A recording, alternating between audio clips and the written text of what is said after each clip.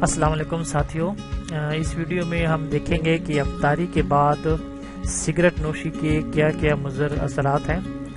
تو نہایت توجہ سے سنیے اس ویڈیو کو، بہت ہی اہم ہے ان لوگوں کے لیے جو سگریٹ نوشی بہت کرتے ہیں اور اپنی صحت کا بالکل خیال نہیں رکھتے۔ تو آئیے دیکھتے ہیں۔ افطار کے فوری بعد سگریٹ نوشی کے مضر اثرات نہایت ہی خطرناک ہوتے ہیں۔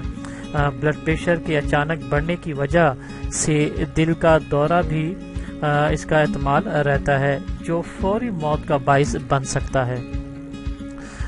ماہر غذائیت کا کہنا ہے کہ افطاری کے وقت جسم کو پانی، گلوکوز اور آکسیجن کی سخت ضرورت ہوتی ہے، جو یقیناً سگریٹ سے پوری نہیں ہو سکتی، بلکہ سگریٹ نوشی نقصان دہ ضرور ثابت ہو سکتی ہے، کیونکہ آپ کو معلوم ہے کہ تمباکو نوشی سے شریانیں سکڑ جاتی ہیں اور خون میں آکسیجن بھی مناسب مقدار میں جذب نہیں ہو پاتی،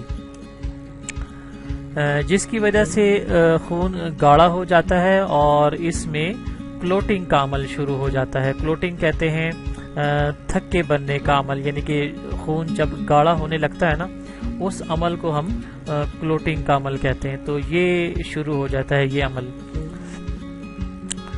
تو اس طرح آپ کو چاہیے کہ رمضان میں تلی ہوئی اشیاء جس طرح کا استعمال کم کریں، جیسے یہ پکوڑے ہو گئے، ٹھیک ہے، جو بھی تلی ہوئی اشیاء ہو گئی نا، اس کا آپ استعمال بہت کم کرتے ہیں۔ اس سے شریانوں میں چکنائی کے جمع ہو جانے کا خدشہ رہتا ہے۔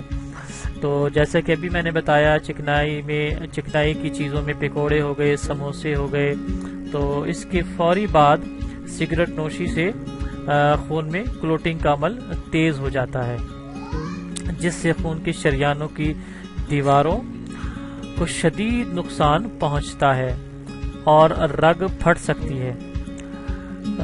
یہ عمل فالج کا باعث بھی بن سکتا ہے۔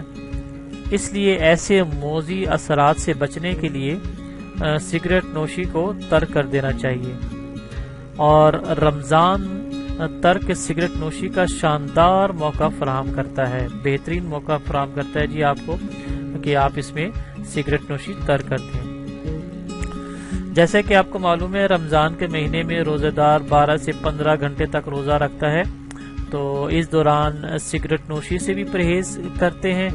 اس لیے اگر بندہ چاہے، اس میں ہمت ہے، اگر ول پاور ہے، تو سگریٹ نوشی کے شوقین افراد تھوڑی سی محنت کر کے اس عادت سے کلی طور پر بھی جان چھڑا سکتے ہیں۔